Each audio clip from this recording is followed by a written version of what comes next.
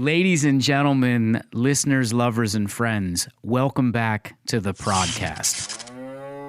I am your host, Jim Fogarty. We are at Two Ticks and the Dog Productions, bringing this Prodcast to you today with an amazing guest coming up right after our sponsorship. The guest kind of ties into the sponsorship, or in a way, because our next guest was the former marketing director of Fortune magazine and a whole bunch of other publications. So he's like a real marketing guru, advertising guru. And so he'd understand that we've got to mention our sponsorships. This one's perfect because we actually are going to have a few of his beers on the Prodcast, namely I think it's the Darlene. I think we're going to have the Darlene. That's the flagship over at Modern Methods Brewery. Modern Methods Brewery, Adam Keck opened up Modern Methods Brewery last year, downtown Warren on Dave Grohl Alley. So if you're from out of the region, you're like, oh, Dave, what is that? What's that again? Modern Methods Brewery, Dave Grohl Alley, downtown Warren. Awesome beers, cool place to hang. He's got live music on Fridays and the weekends, and he has game night, a trivia night, and all different kinds of stuff. And you get to do it while you're sipping and sampling 17 beers on tap. He's got 17 different flavors. You may not be into all different types of beers, but your palate surely will find one there that you will like. You'll probably find more than one there because they're fantastic. He's got some porters. He's got a double IPA, Dub City. Check it out, okay? Modern Methods Brewery, the Prodcast, brought to you by Modern Methods Brewery. Adam, thank you for the samples during this broadcast today. Also along the lines of something that you can take to elevate your mood and enhance your experience, wanting to feel better, to get more energy, more focus. If you are interested in reducing your oxidative stress, that's kind of like the natural cellular aging that happens in our bodies.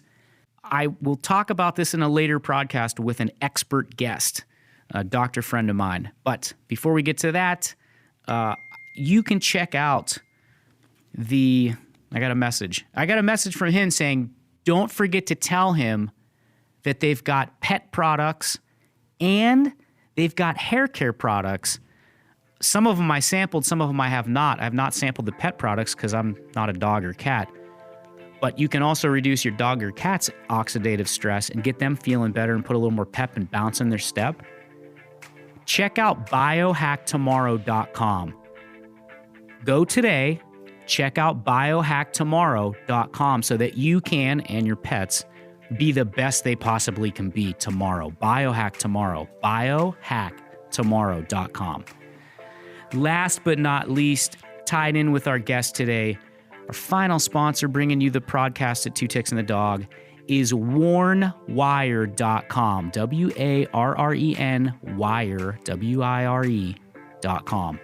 If you are in the greater Warren, Ohio area and you are looking for some stuff to do, one centralized hub, an events calendar, an online events calendar, if you will, please go to warrenwire.com. There will be a litany of events that pop up that you can then choose to go to and have a great time at. And if you are putting an event on, this is a free resource for you to go to and enter your event. And they will promote it on there. You know, granted, it's in the greater Warren area. Now, if you're in Warren, Michigan, sorry guys, you got to come up with your own thing. Dennis, that's an idea for you. Maybe you can license warrenwiremichigan.com to Warren, Michigan. Anyways, if you're in the greater Warren, Ohio area, you want to go to warrenwire.com, and I bring up Dennis because he's really the impetus and started warrenwire.com, as well as some other internet startups that you're about to hear about next on the Prodcast. So we welcome to the show, Dennis Blank.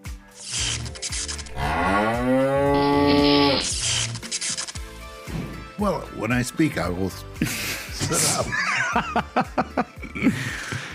3, 2, 1, and we are live. Welcome back to the Prodcast with our third episode guest, Mr. Dennis Blank. Three's the charm, Jim. You are by far, it is the charm, because you are by far my favorite guest, and that is not in any way, shape, or form a slap to our other two previous guests. Dennis brought that's actually called a crowler. Is that a crowler? No, that's a growler. It's a growler, yeah, but doesn't Adam call them something else when they're in the can? The can is a crowler. The can is the crowler, and this is a growler. Dennis brought us a growler of Modern Methods. Is it Darlene? Darlene. Darlene is the flagship beer. And just for clarity's sake, so that, what do they call that? So you have some level of... Full disclosure. Yeah, thank you. Dennis and I are small equity partners in Modern Methods Brewery, owned by Adam Keck, in Dave Grohl Alley. We're such small investors that I paid full retail for that growler. I want to assure everyone. We go back to that business plan, man, and re-examine that. It's really tasty. And this is Dennis's first beer in 30 days. It is. So what made you do that? Was this like a sober October carryover? Nah, just the excesses of the holidays. I just felt like a clean break for a while would be a good thing. I dig it. And it was. Well, it's really good. This is we're going to sell Modern Methods here for a second. They're not sponsoring this show as of yet. Maybe they will be. Maybe they should be a sponsor. But it's delicious.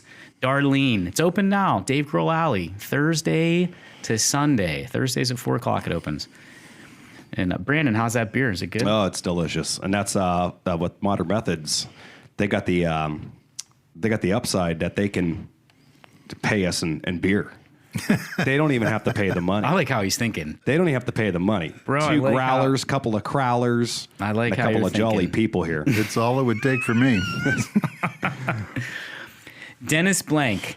Why did we want to have Dennis Blank on the podcast? I'll tell you why. He's very, very interesting.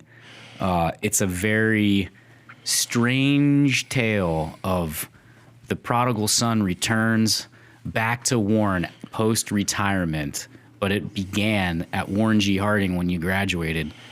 You're an offensive tackle, and you went to play college ball at... Hiram College. Yes, and graduated with a business degree? No, an English degree. That's where the writer part is. Yeah. Dennis and I were talking, and Brandon too, prior to this, about how when we think about art, most people think about fine art. They think about painting or performance art or music. Dennis is one of these guys, and I agree with him, and I know Brandon does too, that advertising is also art. And Dennis is an artist because Dennis is a writer. But before that, he moved to New York City and got a job at the Exporters Encyclopedia. Yeah. You didn't think I remembered that. I'm impressed. The Exporters Encyclopedia was his first job selling ad space.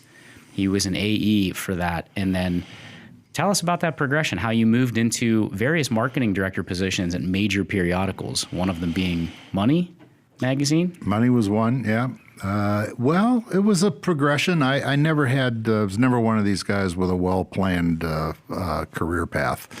I was kind of followed serendipity along, and I had actually gone to New York to sell Dun & Bradstreet credit services, and Dun & Bradstreet owned this publication. And, through a long, boring story, I ended up there instead of selling credit services, which I found a lot more interesting than selling credit services. I enjoyed it, so I thought, well, maybe I'll give this a try. And I went from there to another small trade publication to within a couple of years, I was at Fortune magazine, which is Time Incorporated, doesn't exist anymore. And I worked there 3 different times, but a total of 25 years, mostly at Fortune, long time at Money, and then I worked in the corporate marketing component of the company. When did you go? Did you ever go from selling the space to then also being a creative part of creating the ads? And what was that transition like? No, the ads are created by the people we sell them to, but So they had their own agencies or in-house? Exactly. Most of them employed, these are largely very large Huge companies, marketers with their own ad agencies. But I liked I liked writing, and I liked the conceptual side of selling. We were selling and the ultimate intangible product. We were selling space, just the right to put something on that blank piece of paper. And I enjoyed the conceptual side of it, and I gradually got moved into the marketing world. I became the marketing director at Fortune, and then at Money, and I just followed the path that kind of fell in front of me.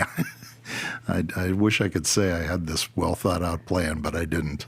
Well, I love the story that Dennis's writing career, other than I'm sure writing, term papers and things of that nature in college, was at the Federal Trade Commission. Right. And you were writing, you're writing letters back to people, writing, solving problems. The Federal Trade Commission, which is empowered to do a specific set of things. It's one of those, most big federal bureaucracies are misunderstood by the general public. So we got, hundreds and hundreds of letters. And my job was every 14th day, I got all the mail that came that day, and I had to answer it. I would guess that somewhere between 8 and 9 out of 10 letters should have gotten the exact same response, which is, I'm sorry, but the Federal Trade Commission isn't empowered to look into that. You should, or we'll forward your letter to whatever is the proper agency. But they wouldn't let us send a form letter because that was, just not good for the constituencies. So we had to invent new ways of saying what I just said dozens and dozens and dozens of times. And, it's like any other form of, it's probably, I've never studied martial arts, but I'll bet it's kind of like that. Like, there are only so many ways to hit somebody, right? So you learn the kind of muscle memory and technique upon technique that, will move you from one level to the next. And that's when I first really got enthralled with writing and how a facility with the language could accomplish things that I'd never really contemplated before. Yeah, that's a great way to put it, about it's the guy that knows 10,000 kicks is not as dangerous as the guy that's practiced one kick 10,000 times, and how that repetition gets you to be very, very good. And especially how you put it, like, I had to invent dozens of different ways to say the same thing, essentially, to these particular unique constituents. So that was your first job out of Hiram? Was that? Yes, that was the first college graduate type job. Yeah. Was that in D.C.? That was in D.C. Yep. Yeah. How long were you there? A couple of years. It was not really. I was not destined for a life as a federal bureaucrat. No, but I find it interesting that you're in the Beltway, right? Yep. Surrounded by politicos, and eventually later on, and we'll get to that later on the timeline, but you end up running for political office. Yeah, I wouldn't have imagined that either, but yeah. It did happen. That's how Dennis and I got super deep. We were buddies anyways. We became buddies, but we'll get to that. I want to kind of stay in a little bit of a chronological deal. So you eventually, when you're at Money or Fortune, this is in the 80s. You're coming up in the 70s and 80s? I went to Fortune in 1980. Yep. And this is, you're in the New York City of the rising, then construction magnate and developer, now our president, Donald Trump, who was, right, this dude was in like Page Six all the time, or, in any of those. You ever run into him? You ever? I was in the same room as him twice. I never met him. Donald Trump and I both moved to Manhattan in the same year, 1976. He from Queens, me from, Garrettsville. Obviously with the same wallet, same cash flow, same studio apartment. The only time I have a Donald Trump story, if you want. Yeah, we definitely, yeah. I'm working at I'm working at Fortune, and an older guy that I worked with who was like out of Central Casting, the best dressed, spoke multiple language, former naval intelligence officer, lived around the world, knew every maitre d' in the city that was worth knowing. One day says to me, "Have you ever been to 21? And I said, "Well, I've been to 21 for drinks a number of times. I've never eaten there." He said, "Would you like to have lunch with me today?" I said, "Well, at 21? Yeah, sure." So we go over to 21 at some random hour. He gets treated like, returning favorite son by the maitre d', and tells us, take our time. We go into the bar, have a drink. He eventually takes us upstairs. The dining room is upstairs, and the dining room is a fairly large room, and in the middle of it is a platform. It's like a stage almost, and there are banquettes on that stage that overlook the people who are on the lower level of the floor. And we, without a reservation, we get put not only on the stage, but in like a corner banquette. I mean, it's arguably the single best table in the room. Known as the New Yorker, right? This is a corner, like a corner table with the sides. A banquette, right. kind of 90-degree. They call that they call those the New Yorker. Okay. From my waiting tables day. Okay. See them in the New Yorker in the bar. Okay. So Michael Dudler is this guy's name. Michael Douglas? Michael Douglas? No. Dudler. Dudler. Oh, Michael Dudler. And Michael, he had a bit of an ego, and he's like, "What do you think of this table?" I say, "Well, I know the answer he wants, but it's the true answer. This is awesome. What a great place to be introduced to 21 lunch." And so we talk about that for a while, and we talk about work and blah, blah, blah. Is 21 like the 21 Club? This is like the equivalent to like the Ivy in L.A. Is this the same? Yeah, it's a very posh kind of all the well-to-do. It's a little bit posh, people. but it isn't so much the poshness of it as it is the exclusivity of the. Anybody can walk in. It's expensive, the prices alone will keep, the majority of people out. It was literally a speakeasy during the Prohibition. And Michael's paying for lunch, right? Yeah. Yeah. It's just one of those places that, Cool. the beautiful people, Right. cool people go. Cool people. I don't occasionally with someone who was a regular. Later, when I was an older guy, I was, How old are you when you're at the 21 with Michael? probably 35, I guess. Yeah. Are you a marketing director at this point? Yes, I just become marketing director. Nice. And Michael was probably 10, 12 years older than me. And a much more man of the world than me. So anyway, I've told him I think this table is awesome, and he's awesome. And we get our food, and he brings it up again. He goes, "Yeah, this is a pretty good table." And I said, "Yeah, Michael, this is a great table." He says, "Well, would you say this table is better, or would you say that table is better?" And he points to one down on the lower level. And I say, "Well, this, obviously." And he says, "Yeah, I wonder what kind of guys they put at that table." And I smell a setup. I look again, and it's Donald Trump and Roy Cohn, who was his lawyer, who was probably a more famous person at that time than Donald Trump. And the two of them are down with the lunch bucket types. And That's awesome. Me and Michael Dudler are up in the banquette, looking down at Dudler and Blank in the New Yorker, and Trump on the floor. Exactly. On the dance floor. I got a quick question for you, though. Did he make 21 great again? I just want to know that he make that table great again. 21 is the kind of place that they don't not let anybody in, but if they could keep some people out, they'd have kept Trump out. Oh, you're almost full. We're refilling up here. Absolutely. That's why you hear the echoes with the microphones. Do you? Do you hear it going in there? But you know what? It's important. And I just noticed that those two just refilled up. And Left nothing for you. He's got to get up out of the couch. For me. Strike while your opponent is weak. Get up off the couch so I could throw it away, not be able to get myself a little more drink. So I'd roll it over to you, Brandon, but Here, that could lead to problems.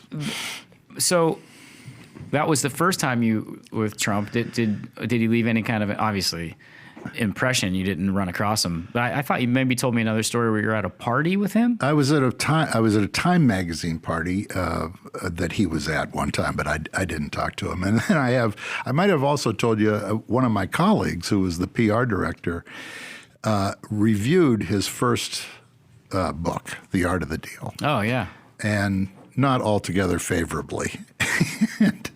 and Trump went crazy. I mean, Trump made a serious, sustained effort to get this guy fired. I bet. Over the review of his book, which was, written by somebody else. Yeah, anyways. it was exactly. It was ghost How are you written by getting somebody pissed else. about? This was a long way from the worst review he got. I don't know why. He just kind of had a thing for this guy who it's a badge of honor. Like once a year, he puts a PDF of it up on Facebook. So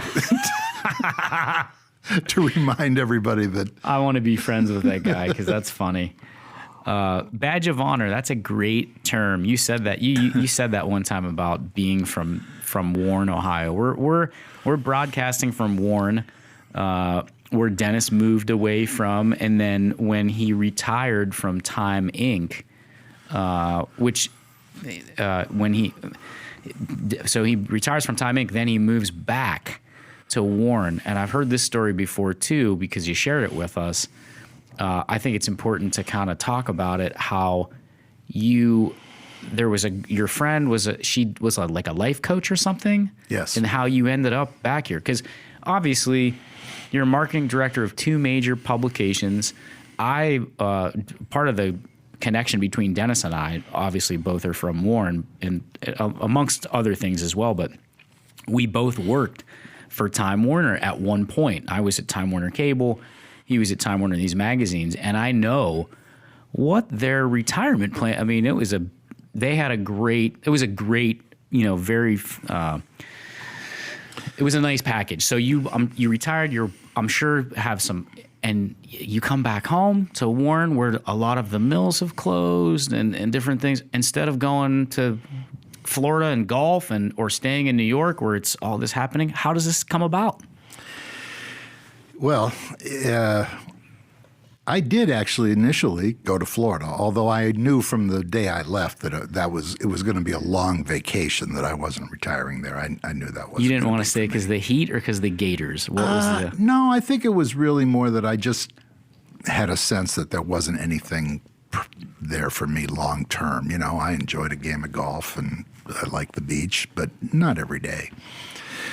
But I had a blog in New York. Now, I did a lot of writing in my job, but I was not a writer. I was a business guy. Writing was just something I enjoyed, so I had this blog. And I ended up retiring on relatively short notice to take advantage of a generous program that the company put in for us older folk. And I thought, geez, I don't know I wasn't really planning to do this right now. And I started writing about that. And somebody called me and offered me actual money. It was a pittance, but it was just so. Can I back you up 1 second? Yeah. You started writing this blog in one of because I know you did a couple internet startups as well. Was this with one of those? No, just a complete. So you had, what was it called, your blog? It was called The Daily Blank. Oh my gosh, you told me. How did I forget that? That's awesome. The Daily Blank. So you're writing the Daily Blank, and this dude comes along and is like, hey man, write me a blog. He said, hey, I like what you're writing about planning for retirement. And he had a business. He had a website and a business that was really set up to help people figure out their second or third or whatever next act in life. Some of it was accountants who wanted to become movie producers, but, more, I think there were a lot more people, who were just trying to figure out what to do in retirement. He said, I'll pay you. And I can't even remember the amount, but it was nothing. But, it was so flattering to have somebody offer me money for writing. Which you like to do anyways. Which I enjoyed doing anyway. So I said yes. And then I got thinking about it. I had a little time, a month or so, before I needed to start doing this thing. And I got thinking about it, and I thought, I've already written everything I have to say about this. I don't know what in the world I'm going to write about. So I have a friend, also from somebody from Warren, a woman from Warren, and she does like executive coaching, training at the corporate level. And I was talking to her about it. I said, I have this idea. How about if every week, I got to do this once a week for like 10 weeks. Every week I'll write you an email and you'll respond with an email. And we'll basically be playing ourselves, but we'll play it up a little bit. Juice it up, yeah. I'm going to be kind of whiny and, I don't know what to do and what you and you be kind of scoldy and dismissive, but, schoolmarm me about it. And we'll just have some laughs with it. Create tension. Yeah. Create conflict. So she was game for it. I didn't tell her about the money. I kept all the money. So, Corky, if you're listening, I was just going to say, I owe you dinner. Yeah, I was just going to say, is that why you didn't mention her name? He doesn't want to pay her the $50 he still got from it. So anyway, I do this, and so she writes back because she's a professional. She says, "Okay, sit down, make a list." On the left-hand side, all the things that you enjoyed doing in jobs you've had. On the right side, all the things you didn't enjoy doing. And first I think, well, I'm not doing that. That's like homework. And then, the second, third day, I think, well, I have to do that. I mean, that's the shtick we set up here. I can't get advice and then just not follow it. I have to do it, right? So that's kind of how it went. She'd give me these tasks. I'd do it. And lo and behold, it was kind of instructive. I mean, it was giving me a sense of the direction I ought to be going. And when we finished it, she goes, well, it's obvious. You need to go to Warren and dig into the issues that are plaguing the city and write a blog about it. I said, you know what? I think you're right. So I did. Oh, so there was no resistance. You weren't like, you're crazy. No. I'm not going to leave here to go to the back home. No, it was more it was more like a confirmation. I was coming to the same sort of conclusion myself, but cool. It seemed you needed perspective. You needed somebody outside the eye of the storm, so to speak, to look at you and say it was too radical to do without some kind of validation. Validation. That's a good word. That for you. Yeah, that's a awesome. good word. Yeah. So you come back to Warren, and what's the first move? Do you go to like city council? I mean, what you came back and you saw some, or before you came back, you saw challenges that the city had, or you came back and then you were like evaluated the challenges and go, I want to do this. Well, I was generally aware of what had gone on. I'd never, even though I'd moved away 40 years before, I don't think I'd ever gone a whole year without coming back, and I still had a lot of friends and I had family here. So I had some general ideas. One of my good friends here is Dan Cifera, who's, was mayor for 16 years and in city council for, state decades. Rep. He was a state rep for a while, yeah. And so I had him to kind of ask questions of and help me navigate the structure of the city. And fairly quickly, I came to the conclusion that one of the really serious, obviously jobs and the lack of good jobs is the thing I think we all know the city needs. I didn't think I could do anything about that, but I was very curious I was shocked to discover that there were, literally thousands of vacant houses and vacant lots in the city. And I was interested in knowing more about that, so I started digging into that and trying to understand it at as deep a level as I was able to. And that kind of formed a pathway through the city that, it touches a lot of different things. It gets you into the neighborhoods, it gets you into churches, it gets you into a lot of nonprofit organizations. It touches various parts of the city government, the county government, the federal and state government. And so I kind of relearned Warren through that lens. It just kind of built from there. This is like 2014, roughly? I'm just trying to put a timeline to it. That was 2011, 12. Oh, okay. I came back here May of 2011. Okay. And so, and I want to, because I know the history, Dennis had started a few internet startups, like in the Stone Age of the internet, of the very beginning. Two. And yeah, two of them. That's what I said, two, yeah.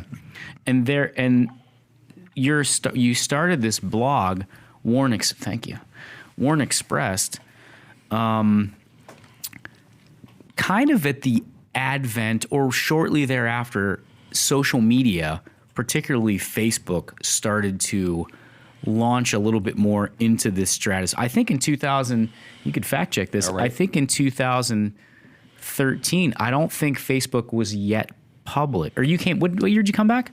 2011. I don't think Facebook was yet public. I want to say, go ahead and continue. Yeah. I'll fact It probably was not public by then. Yeah. But that's kind of how you use that platform to really propel your message through Warren Express, because that's how, and I'm a Warren resident, and Warren, I moved back here in 98, 99 after graduating from Bowling Green. And so I was kind of already entrenched in the different scenes and whatnot. And I learned of Dennis in spite of us having like some lines of commonality. Like I family friends with Dan Safara. Like I used to drink at your grandfather's bar. Like Dennis used to drink at my grandfather's bar. Yeah, I had no idea about that. But I got a call. I knew of Dennis through Warren Express, through Facebook. I was reading this blog. I don't even know how it came. Somebody shared it with me or whatever, and I was like, oh, okay. And then I get a call. What I liked about the blog was the stories too many times, and this is not just relevant of Warren, this is relevant of a lot of smaller industrial cities that have had hard times, that have maybe not recovered as fast as other places. And so I really felt like you were trying to tell a story of positivity, with like this blog that you're creating about Warren, about the post-industrial apex, right? This is like obviously way post Black Monday, Youngstown Sheet and Tube and all that, that story. But I get a phone call from Dennis and saying, I don't even remember how that worked out. How did you get to me? Do you remember? Well, there's not 15 guys in Warren who do what you do. That's true. That's true. That's true. That's the only answer I can give you. I knew what you did, and I knew people who liked you, and so it sounded like a good place to start.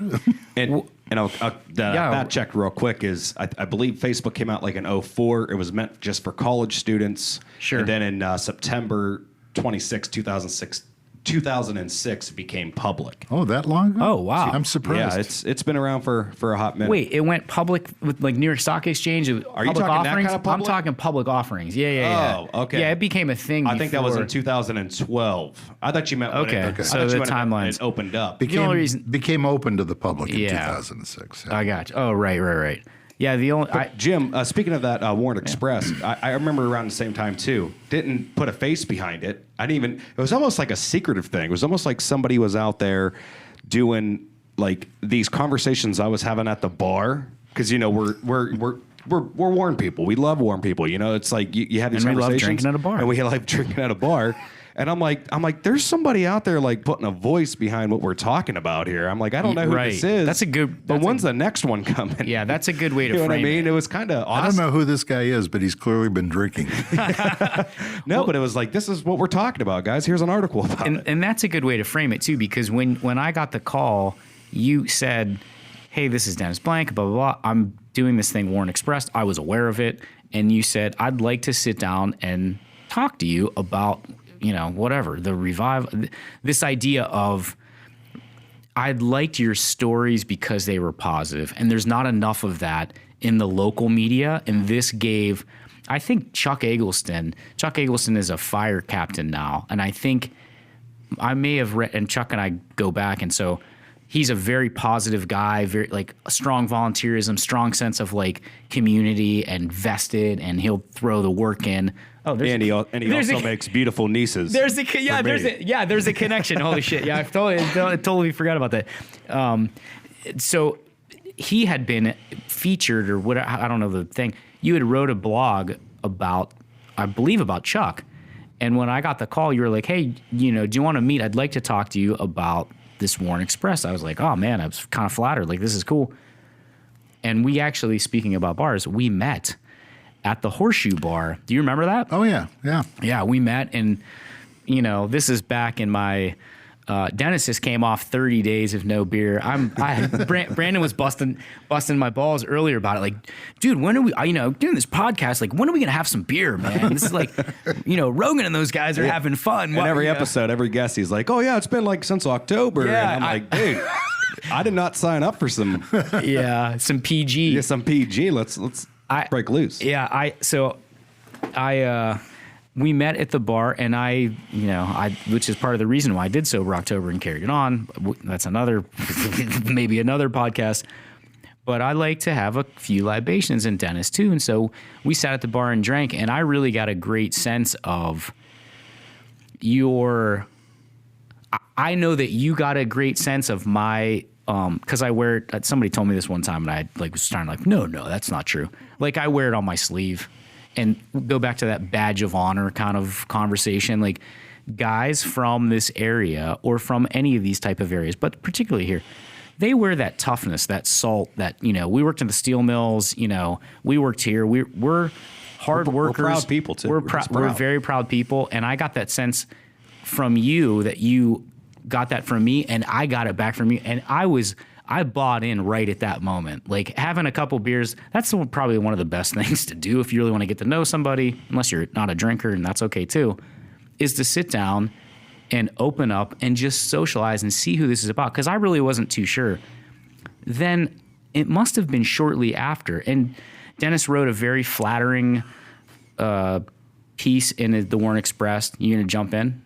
Yeah. Well, yeah, I was going to say, before you go on to that, I'd kind of forgotten about those circumstances. There was, for a while, I don't know how many of these I did, probably 50 of these. Mm-hmm. I interviewed people, and I interviewed them in a very specific and consistent way. I asked them 2 questions. Oh. The first question was, tell me about all the things you like about the city. And I let them go as long as they wanted to go. And then I asked them, not what don't you like about it, but if you could change one thing about it, what would that one thing be? And that structure dictated that 90% of the conversation was going to be positive, and the beginning of the conversation was going to be positive, and that even the second part of the conversation was going to be not just a negative rant. It made it more analytical and more aspirational. Yeah, you could give a direction. You're going to make this change. Yeah. If you wanted to change something, what would it be? Obviously, people are going to change it to be of a positive nature. Yeah, and if your mind has spent 20 minutes thinking about the things that are good, and you ask about what you would change, it also leads people to think about how do you use the good to change the less good. Was there any lines of commonality of those 50-some Yeah. Absolutely. If I went back and reread them, I could give you a much better answer than I'm about to. But, family and friends was a huge, theme. The willingness to work hard at crappy jobs, if that's what it was called for, was a huge theme. There were, the pride of being brought up in a setting where little was just handed to you was, palpable, I would say, through the vast majority of these things. And, a lot of pride in the nicer features of our community. Plenty of people pointing to Courthouse Square or, one of the parks or whatever it might be. Everybody had a place in the city they liked and felt great about. And on the negative side, it was also, the most commonly named negative thing was the negativity. That's there's no shortage of people here who will tell you all the crappy things that are going on. And I don't think that's unique to Warren by any stretch of the imagination. But, people will whine and complain and it doesn't do much good. So I'm not a little Mary Sunshine type. I really am not. But, I disagree. I knew from the beginning that writing this blog and just pointing out all the things that are wrong would do nobody any good and wouldn't be any fun either. Right. So what I tried to do was if I found something that was clearly amiss, I tried to dig in a little bit and find an example of some place that dealt with the same problem and solved it, or talk to somebody who had an idea for solving it. I tried to give people something that they could grasp onto rather than, just the weight of the problem. Well, you said it's not unique, that idea of the negativity, and certainly it isn't, but it is unique to those communities, I think, that struggle with population decline, lack of employment, educational challenges, et cetera, which is, again, unfortunately not uncommon in the United States in a post-industrial revolution and a post, a lot of things. We can get into more political things like NAFTA and all those other type of deals, but less manufacturing and more whatever we're trying to do now. Yeah. Artificial intelligence. Yeah. Yeah. Well, let's not even get into that. Good. Yeah. So therein lies this subset of data, I think, that I'm putting my Dennis hat on, that Dennis sees out of these people who are working and pillars of the community is maybe like, because I was one of the people that was interviewed. I'm not trying to shine my light on, but a lot of the people that you interviewed were very like Chuck and like Paul Clauser that has National Water and Fire. Jesus Christ, National Fire and Water Repair, where Brandon's office is housed, and he has those type of people are pillars of the community, for lack of better terms. So these are people, and they're vested, not only just vested with their own money, but vested with their time, their energy. They've set stakes down. They're talented people. They could have gone anywhere. They could do a lot of different things, but they're here kind of doing the best they can to help dig out and make positive change. Does that then lead you to, I see some challenges, I want to make more of a difference and have more of a voice? Because eventually in 2016, Dennis decides, or actually I think 2014. Well, you ran the race. The election was in November of 15. 15, right? Yeah. So at some point, Dennis Early decides he wants to run for mayor and declares his candidacy. And thank you. Always felt honored that he hired Two Ticks and the Dog to produce his TV and handle his electronic media, advertising and whatnot. Dennis and I had actually worked on another project. I want to back up just a second because I think it's worth noting. Radical ideas sometimes are scary and get a lot of, why would you do that? And they bring on that sometimes that negativity of people who don't maybe see the same vision. And Dennis had brought up the fact that Warren had a lot of dilapidated houses and a lot of empty lots where houses once were that they tore down. And Trumbull Neighborhood Partnership, who's part of mitigating that blight, has done a great job. Dennis came up with this idea and actually brought a whole group of kind of artists together, which was another way. After we did the Warren Express thing, said, "Hey man, I want to start this thing." There was a guy named Greg Snyder who was I don't want to say a fixture, but he was the Horseshoe Bar here in downtown Warren is like at one point was like the epicenter of all the activity. There's people moving in, young artists with open space. There was a lot of people moving in on Dave Grohl Alley, and Greg Snyder, I'm not sure where he lived, but he was a fixture there and was a very, very great guy, nice guy. And he ended up getting in a accident he gets struck by a car while he's riding his bike one day and unfortunately passes away.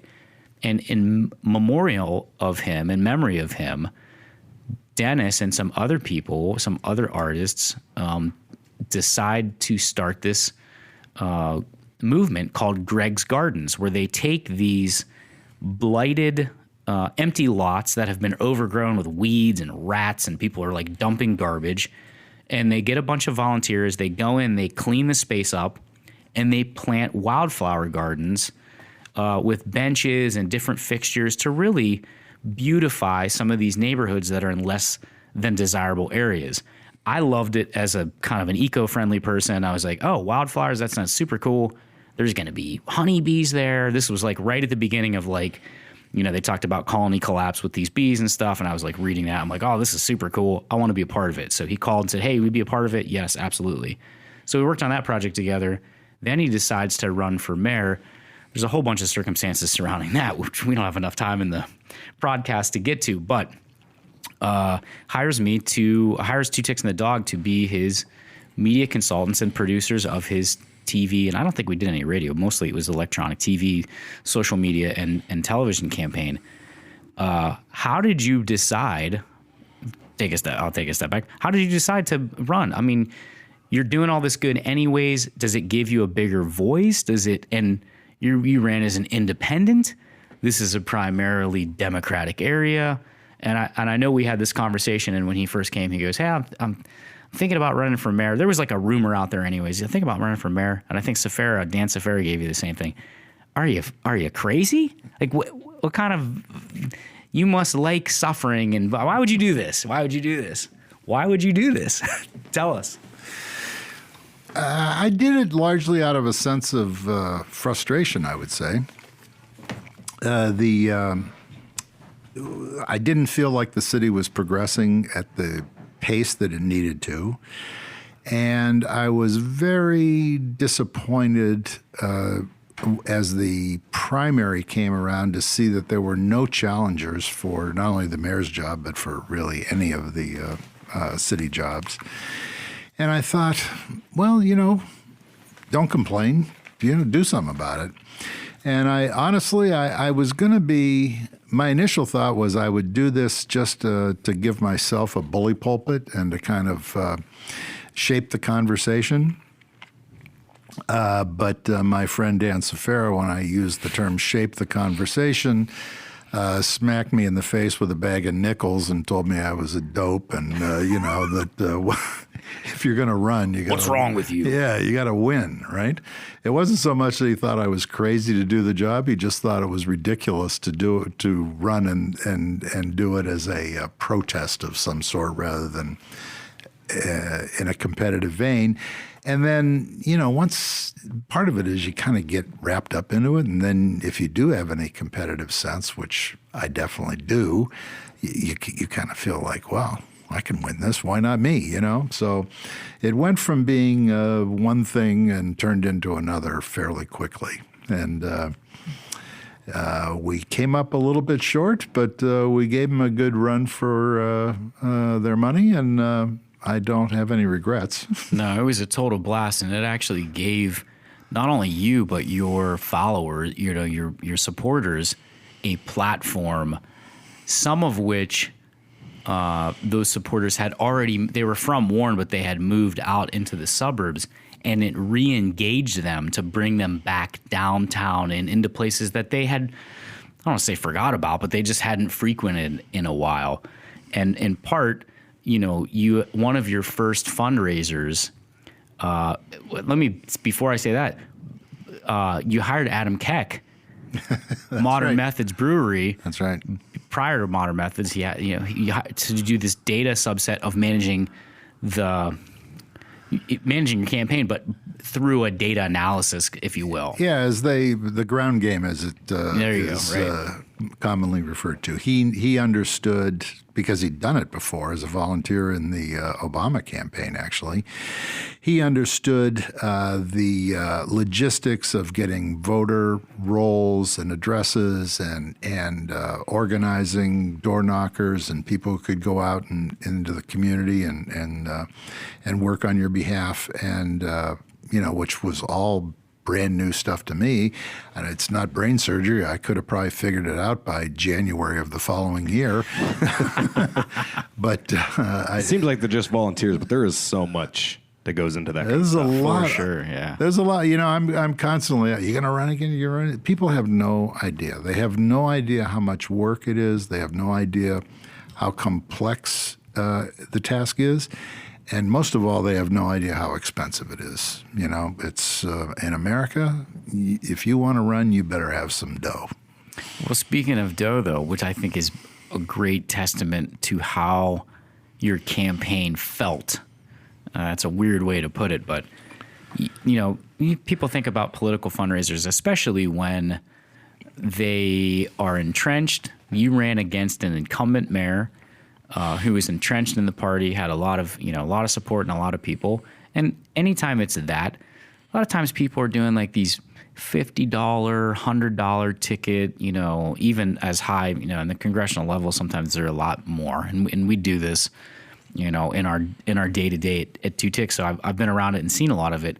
But Dennis reversed it a little bit, which I thought was really smart. And I'm seeing some of this even more now than I did. Not that I don't want to call him a trendsetter, but maybe there's a little bit of a trendsetter locally, where he had a $10 a ticket, blank stock at Dave Grohl Alley, which re-engaged some of these people I was speaking about that were in the suburbs that came back down to downtown Warren and then went out afterwards.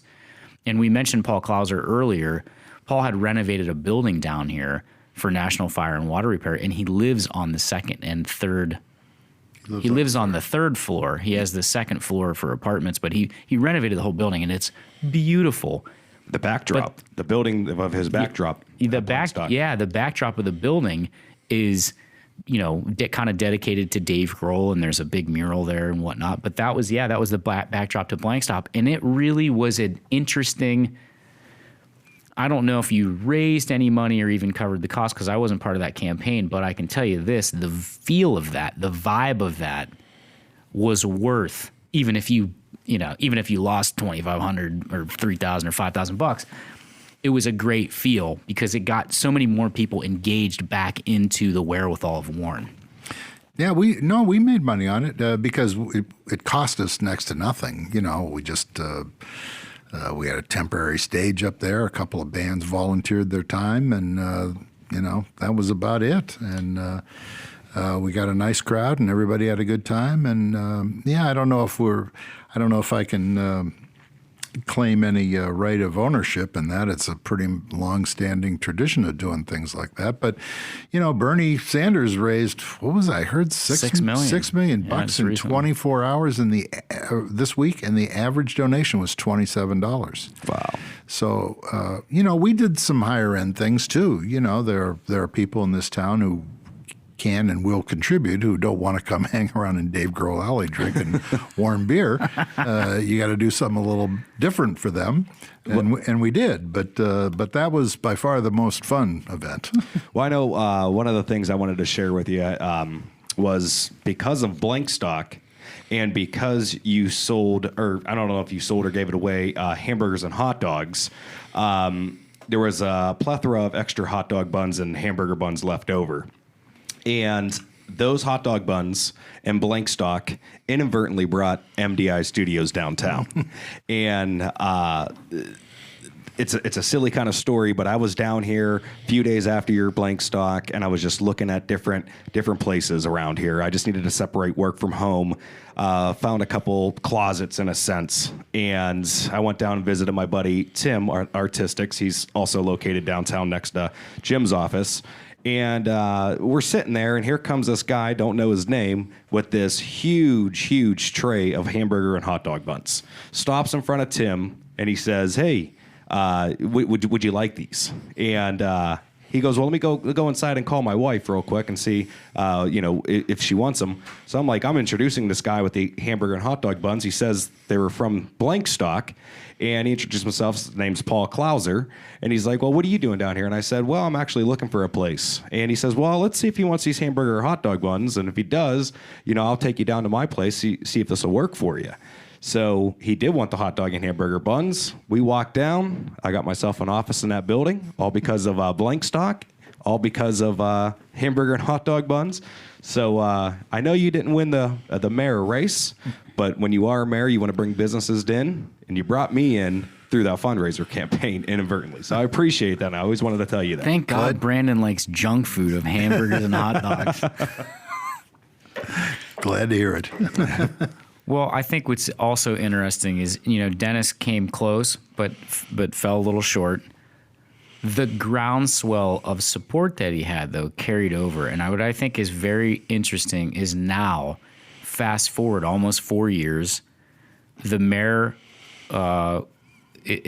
Mayor Franklin is seeking re-election, and these guys, instead of, we've worked on. I started working on political campaigns when I was in my, very early 20s, and after 20 some years, it is a blood sport, especially when it comes to the Mahoning Valley and this Warren Youngstown, and wearing this kind of badge of honor, this pride that we're scrappy and we fight. And it's a blood sport here, just as much as it is on the Beltway.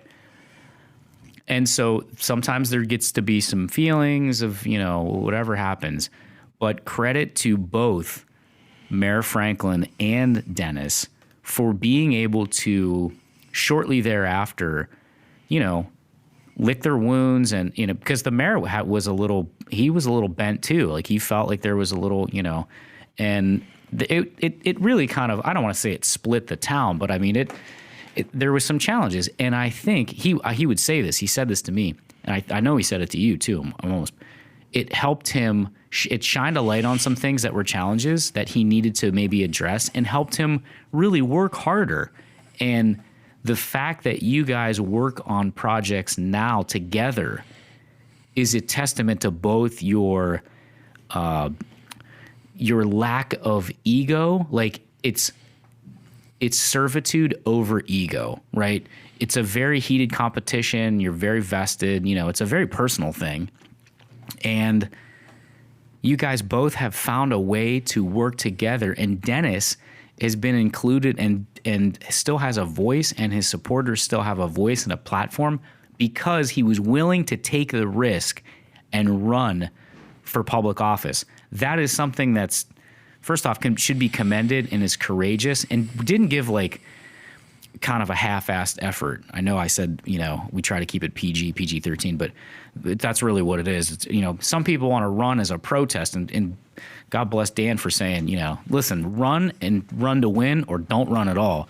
But that fortitude and that goal really gave Dennis a platform, and his supporters a platform that have carried on. And they have now started a thing called the Fund for Warren's Future.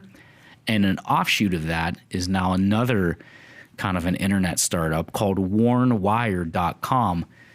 Speak on it. Let's hear a little bit about that. Well, I'll start with the fund. Doug and I kind of cooked up the idea together over a cocktail, and I share your. Let me back up and say I think you gave a very accurate description of what happened here. Doug and I, we weren't. It wasn't a week later that we were giving each other bro hugs, but fairly shortly after we started talking, and gradually, but not too gradually, just put down the any animosity and forgot about the election and started working on things that we had in common, which led to the Fund for Warren's Future. We went to Sam Cavelli and Anthony Payavalis and asked for their help in bringing the business community into this. And for people who are listening from outside of the state, we do actually have a few of those after our first podcast. Sam Cavelli owns Cavelli Enterprises, which is a major stakeholder, one of the bigger businesses in Warren. That's a major stakeholder in Panera, O'Charlie's, and Dairy Queen. And Anthony Payavalis is a major. I don't know if his father is retired or not, but Anthony is I think the president. Anthony's the CEO. Okay, so he's the CEO now of AVI Food Systems, which is I don't know if it's international, but it's in America. At least. I don't know if it's international. Like a vending service that... It's a privately held company, so I don't know the details, but it's a good-sized company. Yeah. They have hundreds and hundreds of employees, and they're big all through the Midwest, and they go beyond that. Yeah, and these guys are major players and major contributors to Warren in so many...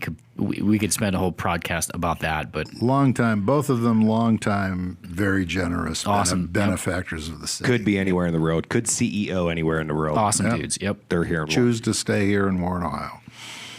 So they got involved in Funds for Warren Future. Yes, and they, used their connections, their local connections, dug out the Rolodex and invited a number of other local business people to a presentation. And, the long and the short of it is we raised several $100,000 from a combination of the city and the business community and are looking to find a way to use that money to spur economic development in the city. That's a kind of a vague thing to say because we're still trying to figure out what that means exactly, looking for the right big project. We've done a couple of smaller things. Warren Wire is one of them. Warren Wire is an online arts and entertainment calendar, free for both consumers and anybody who wants to put up an event. And it comes out of the fact that we've got a lot of small businesses and nonprofits who are week after week, sometimes multiple times a week, they're putting on a show. And this is a town, there's not a night, go look at warrenwire.com. There's not a night of the week there isn't something going on in this town. It may not be Manhattan, but we've got plenty going on. But it's a media poor town. We only have one newspaper. We don't have a radio or TV station. It's hard for people to promote effectively. It is not a marketing-oriented community. I think a lot of people assume that if they tell all their friends, that'll be enough. The word will get around. So we wanted to do something that would make it much easier for the broader community to know what's happening on any given day of the week. And we launched it last May, and it's keeps growing. Look, keep on going. We got we get about 1,000 people a month coming on there. I'd like to get it to double that, but it may take us a little time, but we're moving. I know you said it makes it easier for the community to know what's going on, but years ago I used to be in bands, and we always had little money to spend on any type of marketing, and this to have free. a platform like this would just be awesome. Yeah. And so not only does it help the community, but I'm sure it helps out so many event planners, bands, stuff like that, which is very important. Yeah, so if you're listening in the Trumbull County region, it doesn't just have to be Warren, but the greater Warren area, go to warrenwire.com. There is a submission button and form or whatever, and you can submit your events, and they'll list them on there. And like Dennis said, there's about 1,000 people a month. We're going to bump that number up. This was another project he wrote me in on where we did some TV for it and some whatever it was.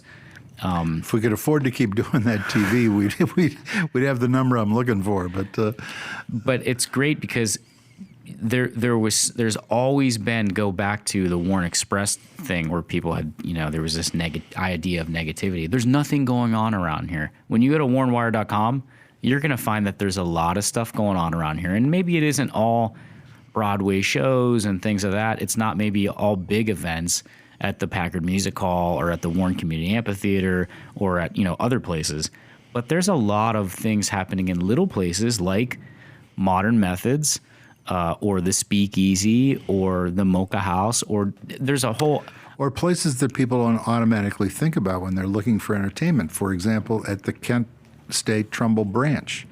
Theater and film. There's theater, there's Yep. film, there's dance, there's all kinds of things that go on there. A lot of it is free, and when it isn't free, it's very inexpensive, and it's, you know, people don't know. And as a web designer, what I love about this site, and you could touch on who designed this site, but what I love about it is it's like a no BS site. Like it's not hidden with a bunch of different things. You go there, I want to know what today, this weekend, this week, this month, live music, arts, film, sports, family. That's it. I mean, it's just so simple, and that's what I think will keep people coming back because it's a quick venture when they're on it. Yeah, it's a great community events page, and the Facebook page also at Warren Wire. It's Facebook/Warren Wire. They'll update events. There's a comedian that's coming to the music hall. I don't remember who. Bill Engvall. Yeah, there you go. One of the I forgot what they called those guys. Is he one of the The redneck comedians. Oh, yeah, Remember, it was yeah. Ron White and the really famous guy, Jeff Foxworthy. yeah. Ron White and Bill Engvall. They were the redneck comedians. Yeah. What was that name? They were. I have a computer. Let's double check. Yeah. They were enormous a few years. Oh, yeah. I mean, they're all individually. They're all big still, but when they toured together, they were bigger than Led Zeppelin. On the concerts. Well, okay, just let's not get crazy. But I think literally. I mean, I think they were literally when they were touring. The biggest thing in the country. Yeah, they sold out big arenas for sure. In fact, when we had an offshoot of them at the music hall called the Nobodies of Comedy, and the W.D. Packard Foundation put that on, and they actually did really well. They did better than Chelsea Handler. We got Chelsea Handler in when it was like, yeah, I know. That's a funny. How did that happen? I would not think of Warren as a Chelsea Handler venue. Well, I was trying to be progressive, and I was like, Chelsea Handler, she's got the show, and she was just breaking at the time, but it was a little bit too soon. I think they called themselves the Blue Collar Comedy Tour. Yeah, that's what it was. There you go. So Warren Wire has this really cool thing and really cool positivity, and Dennis has been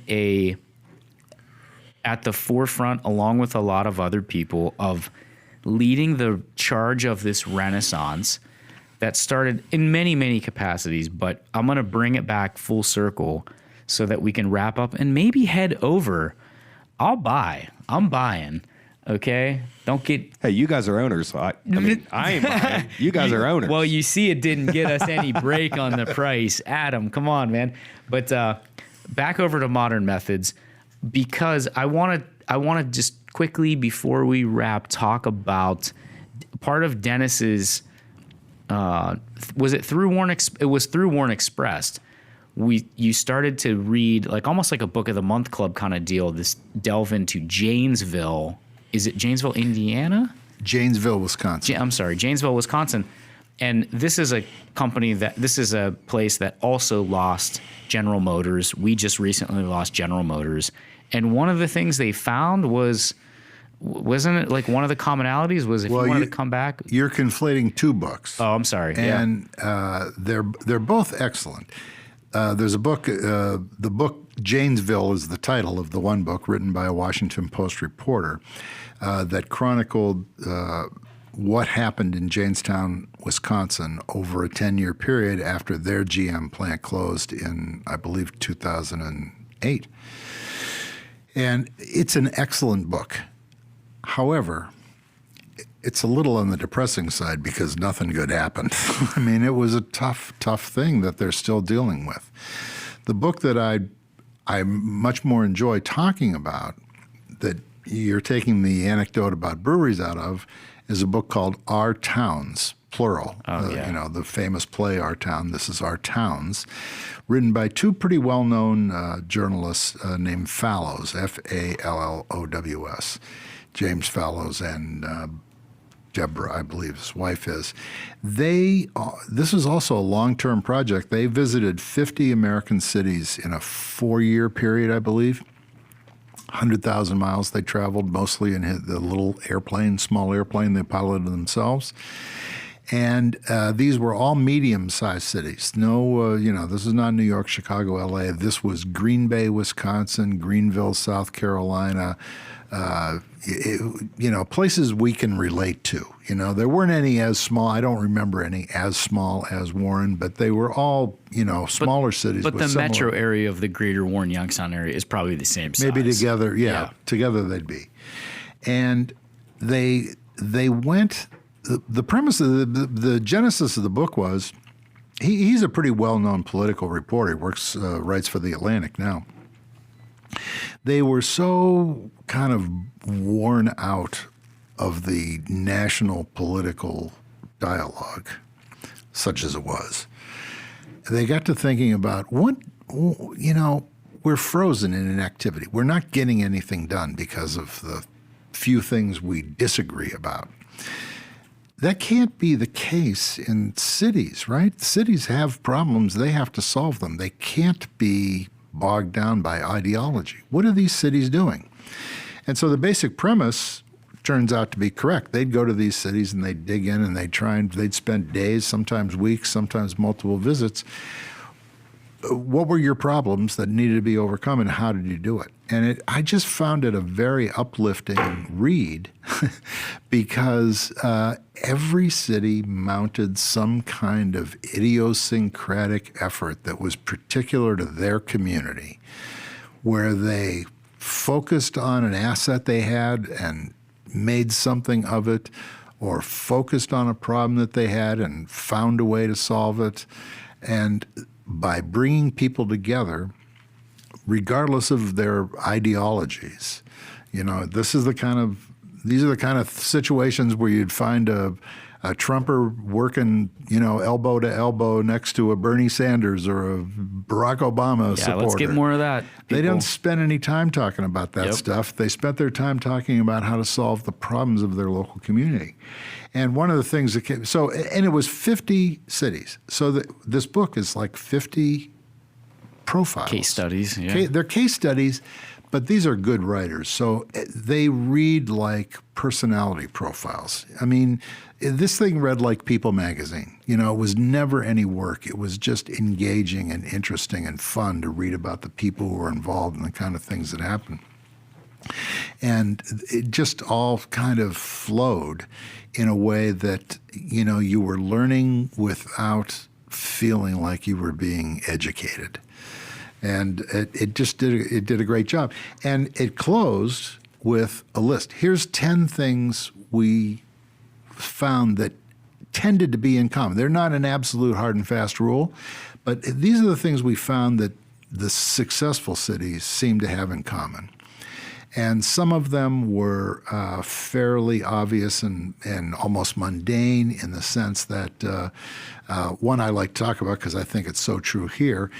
You need a strong, vibrant downtown that serves as a regional attraction. The 10 are like that. Mm-hmm. And kind of at the last minute, they added number 10.5. And number 10.5 was they should have a craft brewery, because Jim Fallows likes his craft beer, and he, in retrospect, as they were putting the book together, he looked back and goes, the cities I liked the most all seem to have a craft brewery. And it so happened I read this book the month that Adam opened up Modern Methods, and lo and behold, Warren's got its craft brewery. It's got its dynamic growth in downtown. We've got a couple other things on that list of 10, public-private partnerships being one of them, that give me a lot of optimism that we can overcome these problems that we've been facing for now 40 years.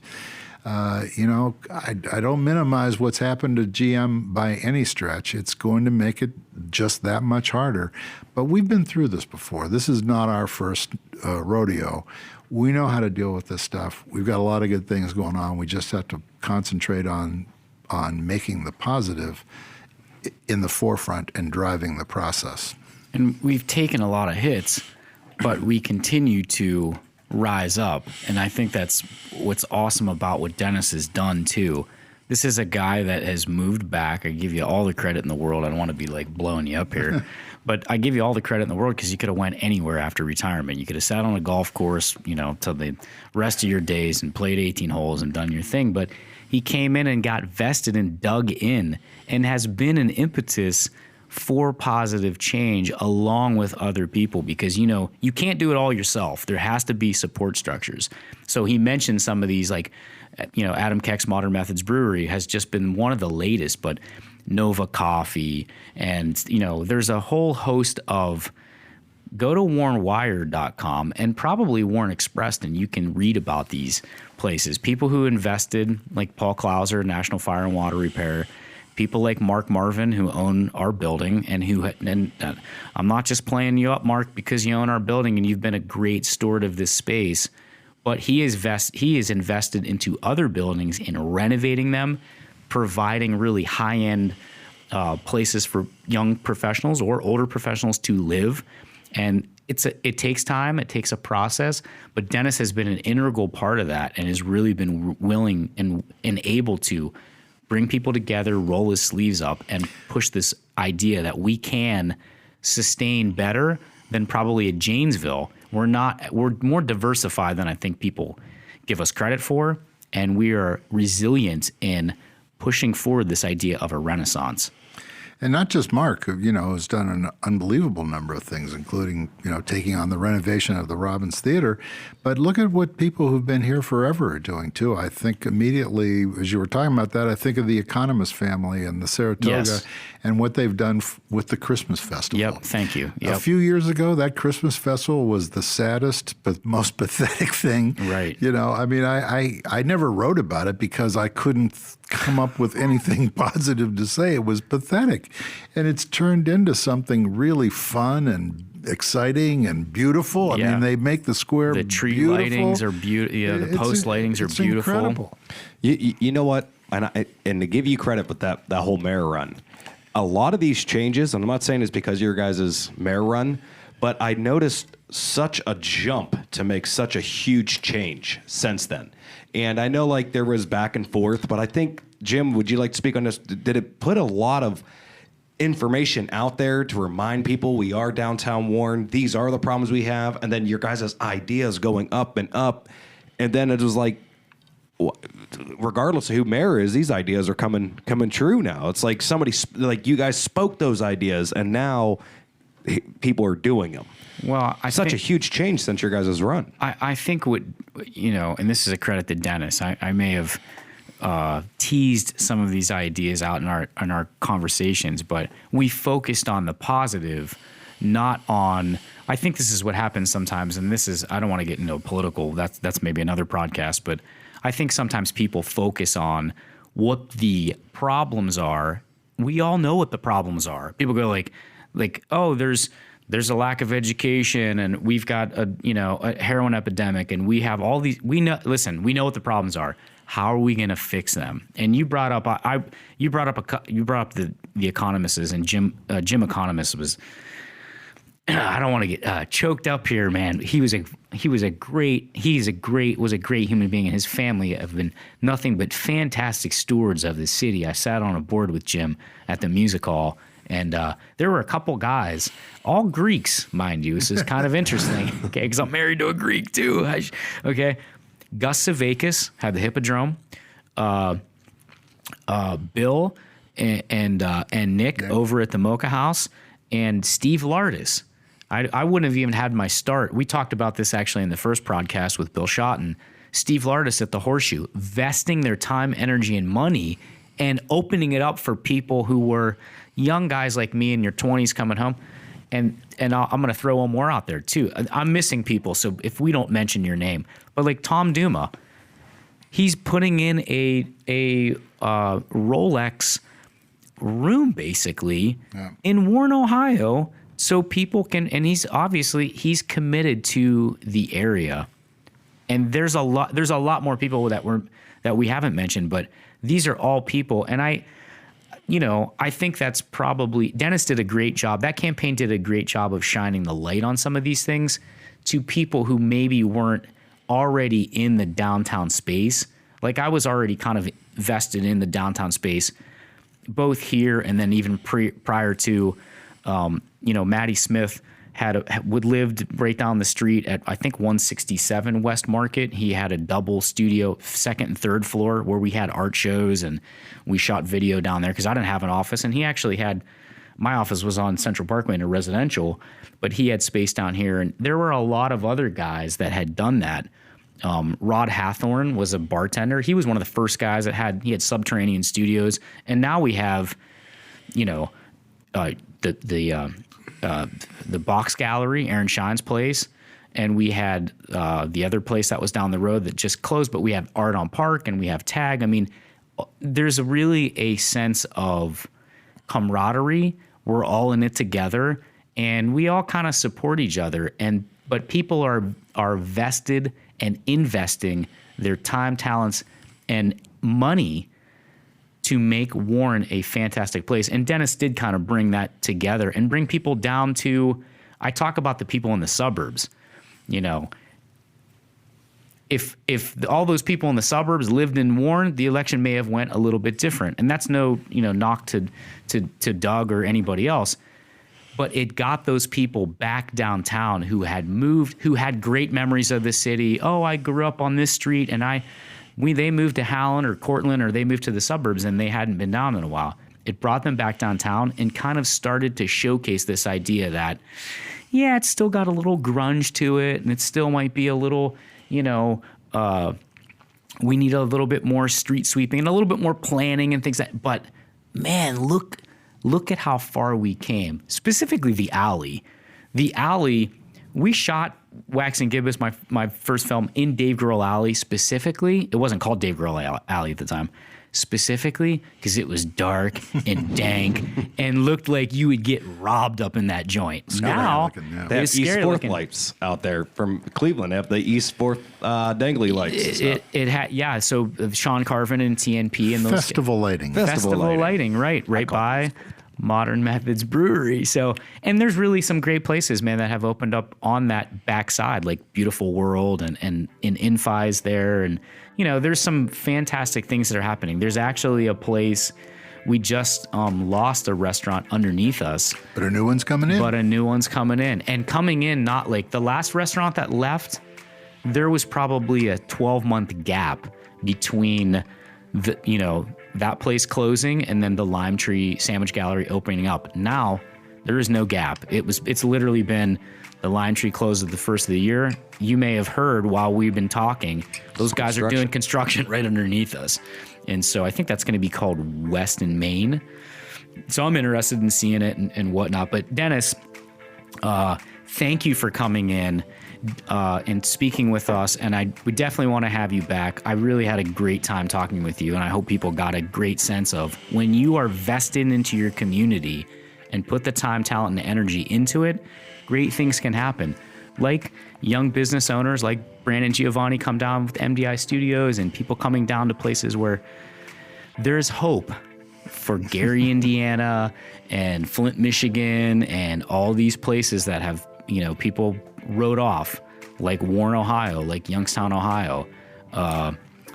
We're coming back in a big way. And Dennis, it's because of people like yourself that has happened. So thank you for doing that. And thanks for being a part of the podcast today. Thanks for having me, Jim. Yeah. Brandon, thank you. Absolutely. Is there, I don't know if you want people to contact you, but is there any ways if someone wants to get a hold of you, or if they... Facebook's probably the easiest. Dennis Blank, I don't know. Maybe there's more than one. Dennis Blank, Warren, Ohio. Dennis Blank on Facebook, and Warren Expressed. We're hoping to... Warren Expressed is also on Facebook. I want to see some more Warren Express, some of those more positive stories coming out. It's been since June, Dennis. I need to write more. Yeah. Yes, it's been since June. All right, we'll work on your art, and I'm old. and we're going to work on maybe another beer at Modern Methods. Hey, thanks for tuning in today. We totally appreciate it. Until the next time.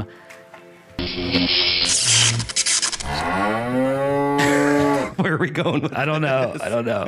Peace out. Thank you. Grease. And that's it for today. Thank you very, very much for listening. Please subscribe. Please share. Please tell your friends if you liked it. There's a couple other episodes that you can listen to with artists and coming up with a couple of political figures with some on-air personalities. These are some of our upcoming shows. You will be doing the podcast a favor, and you also will be helping out people who may learn some things from us. You can find us at theprodcast.net. Theprodcast.net. PRODCAST.net. Thanks to MDI Studios, Brandon Giovanni, my partner in crime, for putting together that killer website. We're also on iTunes. We're also on Spotify. Please share, and please join us for our next episode of the Prodcast, where we will be sitting down with a gubernatorial candidate from Ohio, a leader in the local arena of politics and law in the Youngstown, Ohio area. Stay tuned. It's going to be a good one. Hope to hear you, or I hope you hear us next time on the Prodcast. Until then, stay electrified and keep on prodding. Peace.